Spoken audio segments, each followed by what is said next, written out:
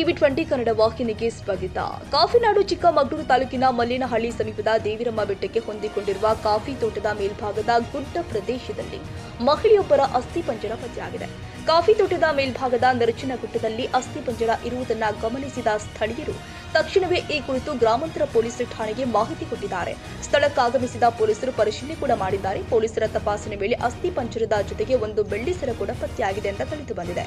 ಈ ನಿರ್ಜನ ಪ್ರದೇಶದಲ್ಲಿ ಅಸ್ಥಿಪಂಜರ ಪತ್ತೆಯಾಗಿರುವುದು ಹಲವು ಅನುಮಾನಗಳಿಗೆ ಎಡೆ ಮಾಡಿಕೊಟ್ಟಿದ್ದು, ಮಹಿಳೆಯ ಸಾವು ಸಹಜವಾ ಅಥವಾ ಕೊಲೆಯೇ ಎಂಬ ಪ್ರಶ್ನೆ ಮೂಡಿದೆ. ಸದ್ಯ ಪೊಲೀಸರು ಅಸ್ಥಿಪಂಜರದ ಸ್ಯಾಂಪಲ್ಸ್ಗಳನ್ನು ವಿಧಿವಿಜ್ಞಾನ ಪ್ರಯೋಗಾಲಯಕ್ಕೆ ಕಳುಹಿಸಿದ್ದು, ಇದು ಯಾರ ಮೃತದೇಹ ಅಂತ ಪತ್ತೆ ಮಾಡಲು ತನಿಖೆ ನಡೆಸ್ತಾ ಇದ್ದು, ಇತ್ತೀಚೆಗೆ ಜಿಲ್ಲೆಯಾದ್ಯಂತ ದಾಖಲಾಗಿರುವ ಮಿಸ್ಸಿಂಗ್ ಪ್ರಕರಣಗಳ ಕುರಿತು ಪೊಲೀಸರು ಮಾಹಿತಿ ಸಂಗ್ರಹಿಸಿ ತನಿಖೆ ಮುಂದುವರೆಸಿದ್ದಾರೆ.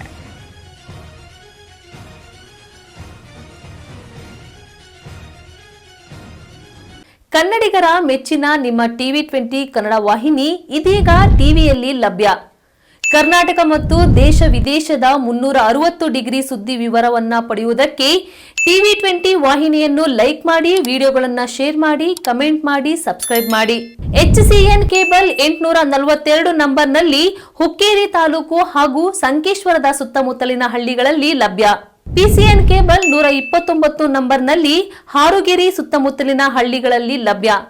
ರಾಯಬಾಗ್ ಡಿಜಿಟಲ್ ಚಾನೆಲ್ ಕೇಬಲ್ 80ನೇ ನಂಬರ್ನಲ್ಲಿ ರಾಯಬಾಗ ತಾಲೂಕಿನ ಸುತ್ತಮುತ್ತಲಿನ ಹಳ್ಳಿಗಳಲ್ಲಿ ಲಭ್ಯ.